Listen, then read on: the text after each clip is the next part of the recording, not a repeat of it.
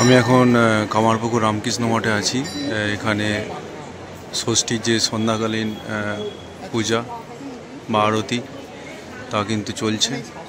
রামকৃষ্ণ মঠ এবং মিশনের যে প্রথাগত পূজা পদ্ধতি আছে সেই মতো কিন্তু কাজ, সেই রকমই কিন্তু পূজা চলছে।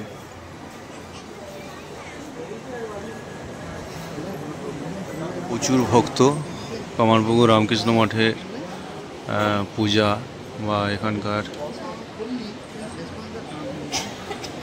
পূজা দেখার জন্য কিন্তু ভক্তের সংখ্যা প্রচুর ভক্ত আছে। এখন দেখুন কি সুন্দর ভক্তদের বসার জন্য প্যান্ডেল কিন্তু এখানে তৈরি হয়ে আছে। একদিকে পুরুষ এবং একদিকে মহিলা।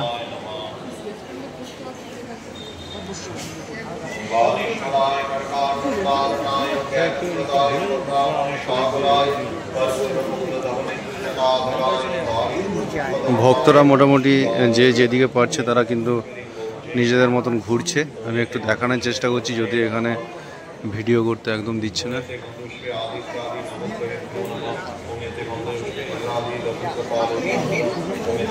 কামারপুকুর রামকৃষ্ণ মঠ এবং কামারপুকুরের পুজো খুবই বিখ্যাত পুজো। এখানকার দুর্গা পুজোয় প্রতিদিন এখানে প্রচুর ভক্তের আগমন ঘটে।